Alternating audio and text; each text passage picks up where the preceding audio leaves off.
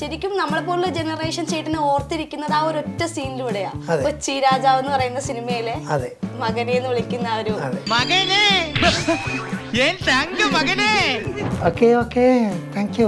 Thank you very much. Thank you. God bless you all. My beautiful boys. Don't worry, girls are so beautiful. Generation മാറും തോറും ചേട്ടന്റെ സിനിമകൾ കുറഞ്ഞു വരുന്നു, അല്ലെങ്കിൽ ബിഗ് സ്ക്രീനിൽ കാണാനില്ലാതെ ഒരവസ്ഥ വരുന്നുണ്ട്. അതിന്റെ ഒരു ഇതെങ്ങനെയായിരുന്നു? എൻ്റെ ക്യാമറയാനാണ് മങ്കട, ലോകപ്രശസ്തനായ മങ്കട. ഇതിലെല്ലാത്തിനും ഉപരി ബോവാൾ അടൂർ സാറിൻ്റെ പടത്തിൽ അദ്ദേഹം വിളിച്ചപ്പോൾ പറഞ്ഞ് ഡയലോഗ്സ് ഒന്നും ഉണ്ടാകില്ല, എൻ്റെ പടമാണ്, വേണ്ട സാർ, സാറിൻ്റെ ആ പ്രസൻസിലൊന്ന് നിൽക്കാനൊരു ഭാഗ്യമുണ്ടായിരുന്നു.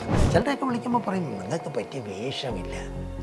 അങ്ങനെ പറഞ്ഞ ഒരു ഡയറക്ടറോട് ഞാൻ ചോദിക്കാവുന്നതുകൊണ്ടാണ് ചോദിച്ചത്, അല്ലെങ്കിൽ അവർ ഗെറ്റ് ഔട്ട് അടിക്കും. അപ്പോൾ അതുകൊണ്ട് അന്ന് ഇതൊക്കെ വേഷം തരായിരുന്നപ്പോൾ എൻ്റെ മനസ്സ് വേദനിച്ചിട്ടുണ്ട്. പലരും വേഷം ചോദിച്ചു തന്നപ്പോൾ എന്നെ കളിയാക്കിയിട്ടുണ്ട്.